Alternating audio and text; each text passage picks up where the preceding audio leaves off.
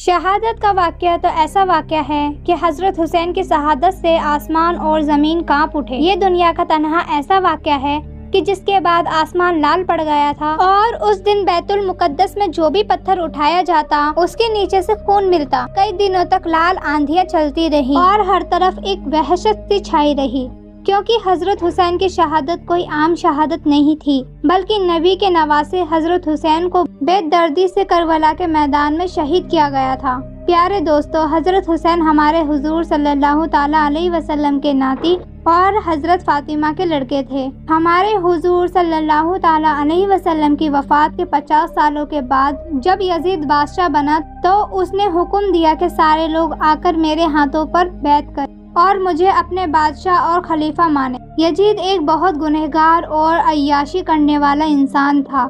وہ مسلمانوں کا بادشاہ بننے کے بالکل لائق نہیں تھا، یہاں تک کہ کئی تاریخ لکھنے والوں نے یزید کے بارے میں لکھا ہے کہ وہ شراب بھی پیتا تھا۔ اس لیے جب حضرت حسین کو اس بات کی خبر ہوئی تو یزید مسلمانوں کا خلیفہ اور بادشاہ بن چکا ہے تو انہوں نے فرمایا کہ یزید بادشاہ بننے کے بالکل لائق نہیں ہے، اس لیے میں کبھی بھی اس کے ہاتھوں پر بیعت نہیں کروں گا، کیونکہ حضرت حسین ہمارے نبی کے نواسے اور اس وقت لوگوں میں سب سے زیادہ مشہور ہستی تھے۔ اس لیے مسلمانوں نے جب تک حضرت حسین یزید کو اپنا بادشاہ نہ مانتے تب تک دوسرے مسلمانوں کی ایک بہت بڑی تعداد بھی یزید کو اپنا خلیفہ ماننے کے لیے تیار نہ ہوتی۔ اب تک یہ خبر مدینہ کے گورنر ولید تک پہنچ گئی تو اس نے حضرت حسین کو اپنے پاس بلایا اور کہا کہ آپ یزید کو اپنا خلیفہ مان لیں، ورنہ آپ کے خلاف کوئی بڑا فیصلہ لیا جائے گا۔ حضرت حسین نے جواب دیا کہ میں کسی گنہگار انسان کو اپنا بادشاہ ہرگز نہیں مان سکتا، اسی لیے میں مرنا تو گوارا کروں گا، لیکن یزید کو کبھی اپنا خلیفہ تسلیم نہیں کروں گا۔ آپ کو بتا دیں، کوفہ شہر کے بہت سے لوگ ایسے تھے جو حضرت حسین کی طرح یزید کو اپنا خلیفہ ماننے کے لیے تیار نہیں تھے۔ اس لیے جب ان لوگوں کو خبر ہوئی کہ حضرت حسین نے بھی یزید کو خلیفہ ماننے کے لیے انکار کر دیا ہے، کوفہ شہر والوں نے بہت سارے خط لکھ کر حضرت حسین کو کہا کہ آپ ہمارے کوفہ شہر آ جائیں، ہم آپ کو اپنا بادشاہ اور خلیفہ تسلیم کریں گے، آپ کی خاطر اگر ہمیں لڑنا پڑے تو ہم اپنی جانوں کا نذرانہ بھی پیش کریں گے۔ یہ بات جب حضرت حسین کو پہنچی تو انہوں نے کوفہ شہر جانے کا ارادہ بنا لیا، لیکن حضرت عبداللہ بن عباس نے کہا کہ آپ اس طرح سفر نہ کریں، یزید کی حکومت بہت ظالم ہے، اس لیے وہ آپ کے خلاف کوئی بھی قدم اٹھا سکتے ہیں، اسی لیے آپ کوفہ والوں کو پیغام بھیج دیں کہ اگر وہ حقیقت میں آپ کو اپنا خلیفہ تسلیم کرتے ہیں تو خود ہی اپنے لشکر کو لے کر مدینہ آ جائیں۔ حضرت حسین نے جواب دیا کہ نہیں، میں کوفہ جانا مناسب سمجھتا ہوں، کیونکہ میں نے آج رات اس بارے میں ایک خواب دیکھا اور میری لڑائی کرنے کا کوئی بھی ارادہ نہیں ہے۔ جب یزید کو اس بات کی خبر ہوئی حضرت حسین نے اسے اپنا بادشاہ ماننے سے انکار کر دیا ہے تو اس نے ہر وہ طریقہ اپنایا کہ جس سے وہ حضرت حسین کو ڈرا دھمکا کر اپنی بات منوانے کے لیے راضی کر لے۔ اس لیے جب یزید کو خبر ہوئی کہ حضرت حسین نے کوفہ شہر کی طرف اپنا لشکر لے کر نکل چکے ہیں اور کوفہ والے حضرت حسین کو اپنا خلیفہ اور بادشاہ بنانا چاہتے ہیں، تو یزید نے اپنے محل کے ایک بہت ہی ظالم اور سخت دل انسان کو کوفہ شہر کا گورنر بنا دیا۔ اس کا نام ابن زیاد تھا۔ یزید نے اپنے گورنر ابن ایاس کو حکم دیا کہ اگر حضرت حسین کوفہ شہر پہنچنے کی کوشش کرے تو انہیں راستے میں ہی روک دیا جائے، انہیں کسی بھی حال میں کوفہ شہر نہ پہنچنے دیا جائے۔ ناظرین، کوفہ شہر سے سینکڑوں کلومیٹر پہلے کربلا کا میدان پڑتا ہے۔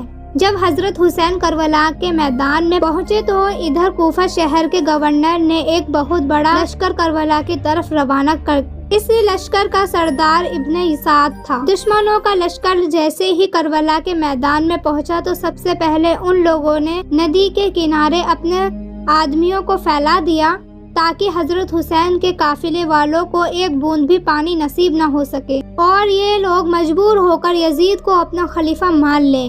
حضرت حسین کے ساتھ صرف 72 لوگ تھے، جس میں 32 لوگ گھوڑے پر سوار تھے اور باقی سب پیدل آئے تھے۔ 3 دنوں تک حضرت حسین اور ان کے ساتھی پیاسے رہے۔ حضرت حسین کے ساتھ کربلا کے میدان میں ان کی بہنیں، بھائی، لڑکے بھی سبھی مدد کے لیے آئے تھے۔ دشمنوں کے لشکر نے جب دیکھا کہ پانی روکنے کے باوجود حضرت حسین اور ان کے ساتھی اپنی بات پر اڑے ہوئے ہیں تو ان لوگوں نے حضرت حسین کے لشکر پر حملہ کرنا چاہا۔ تو حضرت حسین نے دشمنوں کے سردار کو پیغام بھیجا کہ ہمیں رات بھر سوچنے کا موقع دو، پھر ہم فیصلہ کریں گے۔ یہ پیغام سن کر شمر کی، جس نے حضرت حسین کی گردن کاٹی تھی، اس نے کہا کہ ہم رات بھر کی مہلت نہیں دے سکتے بلکہ اسی وقت حملہ کریں گے۔ لیکن آگے سے کسی نے کہا کہ اے شمر، مہلت ہی تو مانگ رہے ہیں، اگر وہ بغیر لڑے ہی مان جاتے ہیں تو اس سے اچھی بات کیا ہوگی، اسی لیے رات بھر کی مہلت دے دینا چاہیے۔ شمر نے کہا کہ ٹھیک ہے، اگر رات بھر میں سمجھ جاتے ہیں تو ٹھیک، ورنہ صبح حملہ کر دیں گے۔ یہ جمعے کی رات تھی۔ حضرت حسین نے اپنے تمام ساتھیوں کو جمع کر کے فرمایا کہ اے میرے دوستو، اے میرے ساتھیوں، تم میں سے جو جانا چاہے وہ جا سکتا ہے، میں نہیں جانا چاہتا۔ میں نہیں چاہتا کہ میری وجہ سے تمہیں اپنی جان گنوانا پڑے، اس لیے میری طرف سے بالکل اجازت ہے کہ میں ان دشمنوں کا جیسے ہو سکے گا مقابلہ کروں گا، ورنہ اللہ کی راہ میں راضی ہو جاؤں گا۔ سارے ساتھیوں نے جواب دیا کہ اے حسین، کچھ بھی ہو جائے ہم آپ کو اس حالت میں چھوڑ کر واپس نہیں جائیں گے، اور ان دشمنوں کو آپ سے لڑنے سے پہلے ہمارا مقابلہ کرنا ہوگا۔ آپ کی خاطر ہم اپنے سر کٹوا دیں گے اور اپنی جانوں کا نذرانہ پیش کریں گے۔ ساری رات حضرت حسین اور ان کے ساتھیوں نے اللہ کے سامنے رو رو کر دعائیں مانگی اور اپنی فریاد رکھی۔ صبح سب نے فجر کی نماز پڑھی۔ سامنے دشمنوں کا لشکر حملہ کرنے کے لیے تیار تھا کہ اسی وقت حضرت حسین کو ہلکی سی نیند آ گئی، اور پھر جب وہ بیدار ہوئے تو مسکرانے لگے۔ ساتھیوں نے پوچھا کہ حضرت آپ مسکرا کیوں رہے ہیں؟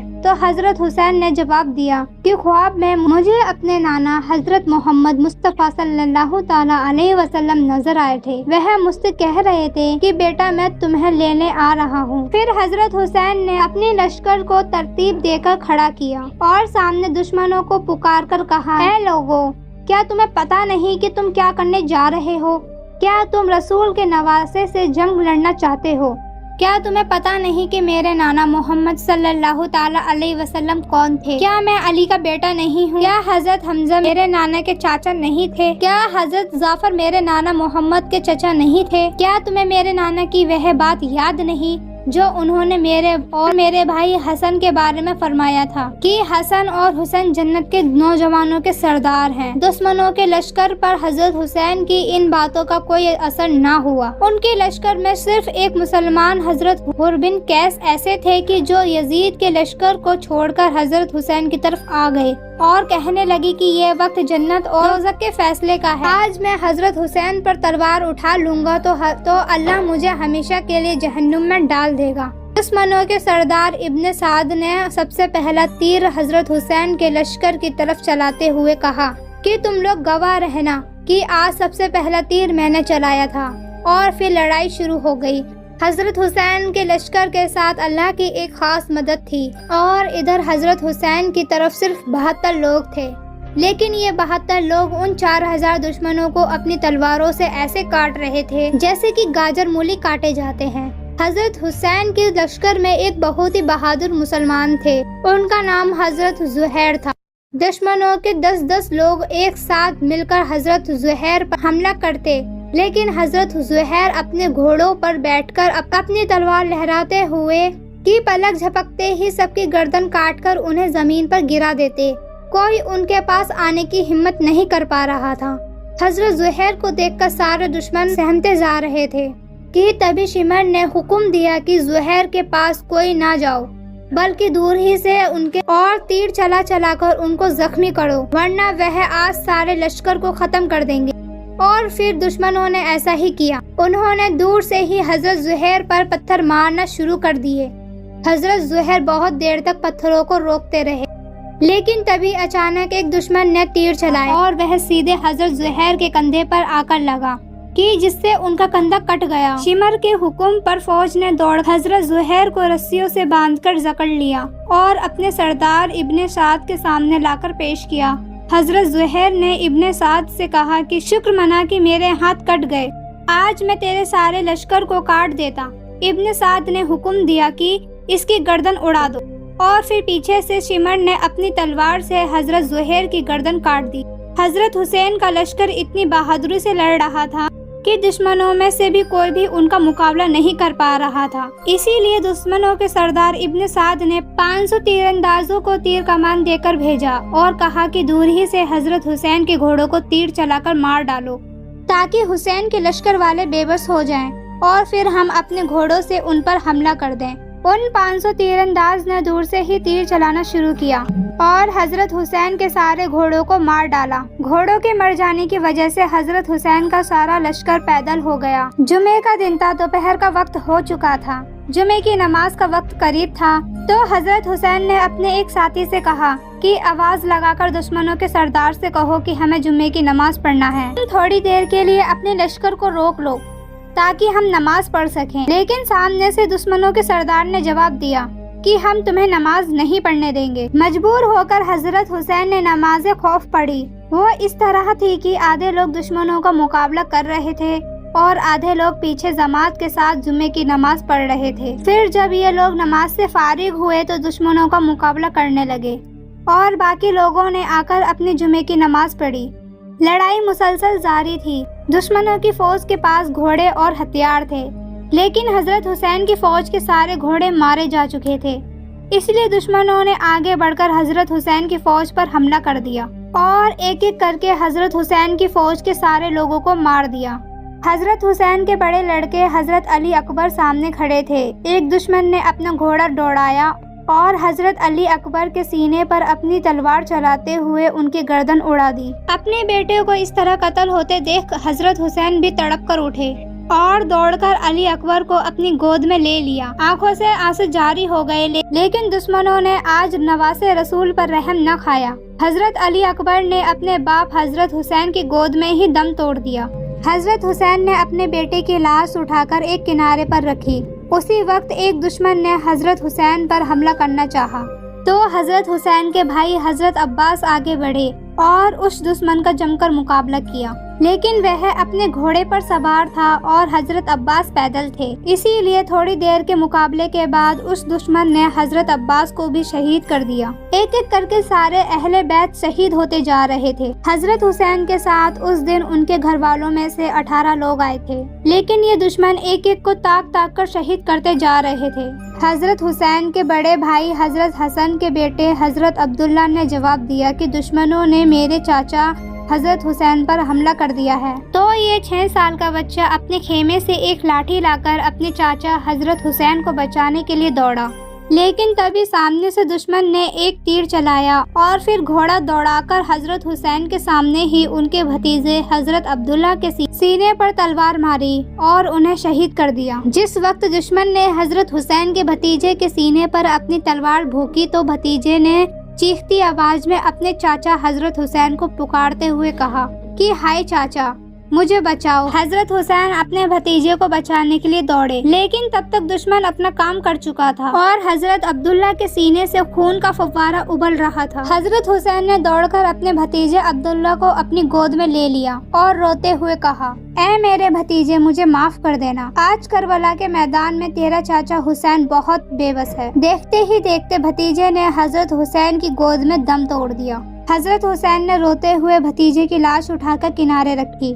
خیمے کے اندر سے گھر کی عورتیں یہ سارا منظر دیکھ رہی تھی۔ حضرت حسین کی بہن حضرت زینب نے خیمے کے اندر مصلی بچھا کر اللہ کے سامنے سجدے میں گر گئی اور رو رو کر دعائیں کر رہی تھی کہ اے میرے اللہ، آج میرے نبی کے نواسے اور میرے بھائی حسین کی مدد فرما۔ یا اللہ، آپ دیکھ رہے ہیں نا کہ ان دشمنوں نے کیسے میرے گھر والوں کو شہید کر دیا۔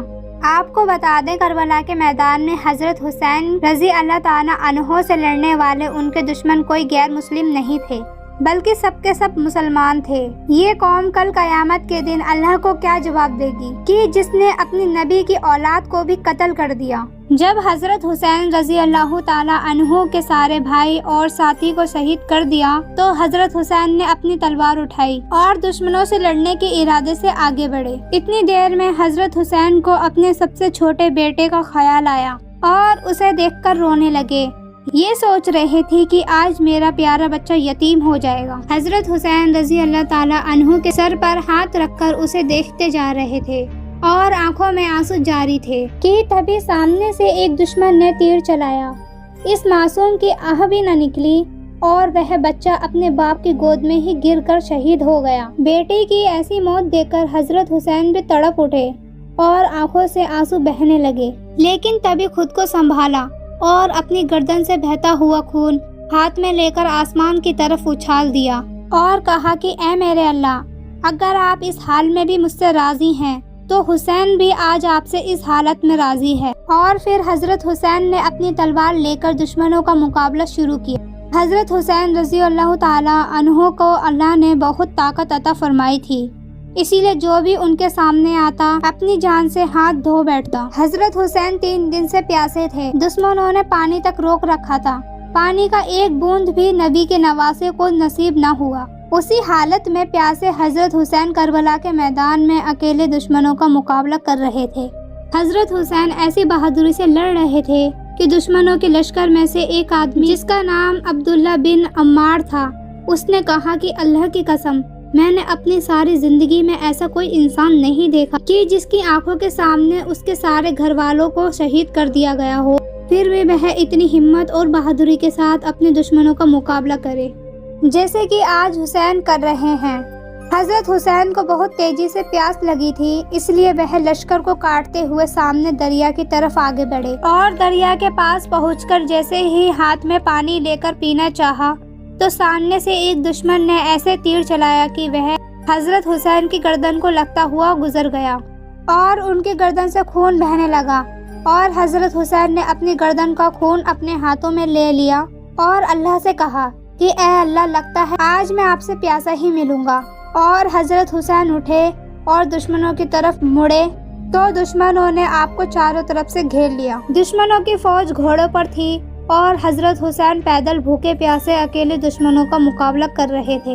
حضرت حسین دشمنوں کا مقابلہ کرنے کے لیے اٹھے اور ہاتھ میں تلوار لی، لیکن تبھی دشمنوں نے حضرت حسین رضی اللہ تعالی عنہ کے بائیں ہاتھ پر تلوار سے حملہ کیا کہ جس کی وجہ سے حضرت حسین کا ہاتھ کٹ گیا اور وہ بے بس ہو گئے، لیکن حضرت حسین نے ہار نہ مانی اور تلوار دوسرے ہاتھ میں لے کر دشمنوں کا مقابلہ کرنا چاہا، لیکن تبھی ایک دشمن نے ایک بڑا سا تیر کی جس کو نیزہ بولتے ہیں اس سے حضرت حسین پر حملہ کیا اور وہ نیزہ سیدھے حضرت حسین کے سینے پر گھس گیا۔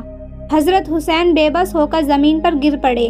شمر نے فوج سے کہا کہ آگے بڑھ کر حسین کی گردن کاٹو، لیکن کوئی اتنی ہمت نہیں کر پا رہا تھا، لیکن تن پر رکھ کر حضرت حسین کا سر کاٹ دیا۔ حضرت حسین کا جسم دھڑام سے زمین پر گر گیا اور شمر کے حکم پر حضرت حسین کا سر تلوار کی نوک میں لگا کر آسمان کی طرف اٹھا دیا گیا۔ شمر نے حکم دیا کہ جتنے لوگ حسین کے ساتھ آئے تھے ان سبھی کی گردنوں کو کاٹو اور تلوار کی نوکوں پر چڑھا دو۔ حضرت حسین کے سبھی ساتھیوں کی گردن کاٹی گئی اور سبھی کے کٹے سر تلواروں کی نوک پر چڑھا دیے گئے۔ اس کے بعد شمر نے حکم دیا کہ حسین کے جسم پر گھوڑے دوڑا دیے جائیں۔ شمر کے حکم پر ایسا ہی کیا گیا اور ہمارے حضور صلی اللہ تعالی علیہ وسلم کے نواسے حضرت حسین رضی اللہ تعالی عنہ کے جسم پر گھوڑے دوڑا دیے گئے۔ عنہ کے جسم پر گھوڑے دوڑا کر ان کی لاش کو خراب کر دیا گیا۔ حضرت حسین کے جسم پر 32 تلواروں کے زخم تھے اور 34 نیزوں کے زخم تھے۔ آپ کو بتا دیں اس بے دردی کے ساتھ کربلا کے میدان میں ہمارے حضور صلی اللہ تعالی علیہ وسلم کے نواسے حضرت حسین کو شہید کیا گیا۔ اس کے بعد شمر کے حکم پر فوج نے خیموں میں بیٹھی عورتوں پر حملہ کر دیا اور ان کا سارا سامان لوٹ لیا۔ ساری عورتوں کے ہاتھوں میں زنجیر باندھ کر انہیں نکالا گیا تو ان عورتوں میں حضرت حسین کی بہن حضرت زینب بھی تھی۔ حضرت زینب نے جب باہر نکل کر گھر والوں کی لاشیں دیکھی تو وہ اپنے بھائی حضرت حسین اور آپ نے کٹا ہوا سر تلواروں پر چڑھا دیکھا تو تڑپ اٹھی، اور پھر حضرت زینب نے روتے ہوئے آسمان کی طرف دیکھا اور ہمارے حضور صلی اللہ تعالی علیہ وسلم کو پکار کر ایک ایسا مسیحا پڑھا کہ اسے سن کر دشمن بھی رونے لگے۔ حضرت زینب نے روتے ہوئے مسیحا پڑھا اور کہا، ہائے میرے نانا محمد، ہائے میرے نانا محمد، آ جاؤ آ جاؤ، آج آ کر کربلا کے میدان میں دیکھ لو، تمہارے گھر کی لڑکیوں کو آج زنجیر میں جکڑ کر رکھ دیا گیا ہے، تمہارے بچوں کو قتل کر دیا گیا ہے۔ اے میرے نانا محمد آ جاؤ، آج کربلا کے میدان میں آ کر دیکھ لو کہ تمہارے حسین کے ساتھ ان لوگوں نے کیا سلوک کیا ہے۔ ان کا سر کاٹ دیا گیا ہے اور تلواروں پر اٹھا کر لے جا رہے ہیں۔ یہ مسیحا سن کر دشمنوں کی آنکھوں میں بھی آنسو آ گئے لیکن وہ اپنی حرکتوں سے باز نہیں آئے۔ تبھی دشمنوں کی نظر حضرت حسین کے بیٹے امام زین العابدین پر پڑی۔ وہ بہت بیمار تھے، اسی لیے وہ خیمے کے اندر لیٹے ہوئے تھے۔ دشمنوں نے جب انہیں قتل کرنا چاہا تو حضرت زینب امام زین العابدین کو بچانے کے لیے ان پر لیٹ گئی اور ہاتھ جوڑ کر کہنے لگی، اے اللہ کے دشمنوں، ابھی تک تمہاری پیاس نہیں بجھی۔ رسول کے گھر والوں کی کتنی لاشیں بچھاؤ گے، کتنوں کی گردن کاٹو گے، کچھ تو شرم کرو۔ آخر مجبور ہو کر دشمنوں کو پیچھے ہٹنا پڑا اور حضرت زینب نے اپنے بڑے بھائی کے بیٹے امام زین العابدین کو قتل نہ ہونے دیا اور پھر سارے لوگوں کو قیدی بنا کر یزید کے محل میں پہنچایا گیا۔ سارے راستے حضرت زینب اپنے بھائی حسین کی یہ حالت دیکھ کر روتی رہیں اور ان دشمنوں کے لیے بد دعائیں کرتی رہیں۔ آخر کئی دنوں کے سفر کے بعد یہ قافلہ یزید کے محل پہنچا۔ حضرت حسین اور ان کے ساتھیوں کا کٹا ہوا سر ظالم یزید کے سامنے رکھا گیا تو وہ سینہ تان کر کھڑا ہو گیا اور کہنے لگا کہ جو بھی میری مخالفت کرے گا اور میری بات نہیں مانے گا تو اس کا یہی انجام ہوگا۔ یزید کے ہاتھ میں ایک لکڑی کی چھڑی تھی تو اس نے وہ چھڑی حضرت حسین کے کٹے سر پر ماری اور پھر ہونٹوں پر چھڑی مارتے ہوئے کہا کہ میرے خلاف جانے والوں کا یہی انجام ہوگا۔ یہ منظر دیکھ کر ایک صحابی حضرت ابو برز علمی کھڑے ہو گئے اور یزید سے کہنے لگے کہ اے ظالم، اپنی چھڑی حسین کے ہونٹوں سے ہٹا لو، میں نے ان ہونٹوں پر اپنے نبی کے ہونٹوں پر لگتے دیکھا ہے۔ یزید نے کہا کہ اے ابو برز، شکر منا کہ تو بوڑھا ہو گیا ہے اور تیرے بال سفید ہو گئے ہیں، اسی لیے میں تیری عزت کرتا ہوں، ورنہ میں ابھی اپنی تلوار سے تیری گردن اڑا دیتا۔ جس دن حضرت حسین کو شہید کیا گیا تھا تو اسی دن حضرت عبداللہ بن عباس نے خواب میں دیکھا کہ حضور صلی اللہ تعالی علیہ وسلم کے ہاتھ میں ایک بوتل ہے کہ جس میں خون بھرا ہوا ہے۔ حضرت عبداللہ بن عباس نے پوچھا کہ اے اللہ کے رسول، آپ کے ہاتھ میں یہ خون کیسا ہے؟ تو فرمایا کہ یہ میرے حسین اور اس کے ساتھیوں کا خون ہے جو میں یہ صبح سے جمع کر رہا ہوں، اور یہ قیامت کے دن میں اللہ کے سامنے گواہ بن کر آؤں گا کہ ان ظالموں نے کیسے میرے حسین کو شہید کیا ہے۔ جس دن حضرت حسین کو شہید کیا گیا تھا تو اس دن شام اور عراق ملک میں جس پتھر کو بھی اٹھایا جاتا اس کے نیچے سے خون نکلتا، وہاں کی مٹی سے خون نکلتا رہتا، پتھروں سے خون نکل رہا تھا۔ یہ دیکھ کر تو سبھی حیران تھے۔ حضرت حسین کے بیٹے امام زین العابدین ہر وقت رویا کرتے تھے، تو کسی نے ان سے پوچھا کہ حضرت آپ اتنا کیوں روتے ہو؟ تو انہوں نے جواب دیا کہ حضرت یعقوب علیہ السلام کا بیٹا یوسف کو کھو گیا تھا، بعد میں مل بھی گیا تھا، لیکن پھر بھی اس بیٹے کو یاد کر کے حضرت یعقوب علیہ السلام اتنا روئے تھے کہ انہوں نے اپنی آنکھیں بھی خراب کر لی تھی۔ میں نے تو اپنی آنکھوں کے سامنے اپنے پورے گھر والوں کو ذبح ہوتے دیکھا ہے، تو میں کیسے نہ روں؟ تو یزید جب حضرت حسین کے سر کی بے حرمتی کرنے لگا تو حضرت حسین رضی اللہ تعالی عنہ کے سر کی ایسی بے حرمتی دیکھ کر دربار میں موجود ایک یہودی کہنے لگا کہ اے لوگوں، میں حضرت داؤد علیہ السلام کی نسل میں سے ہوں اور 14 پشتوں کے بعد میرا نصیب ملتا ہے، اور ایک تم لوگ ہو کہ اپنے ہی نبی کے نواسے کا سر کاٹ دیا اور آج دربار میں بیٹھ کر اس کے ساتھ ایسی بے حرمتی کر رہے ہو۔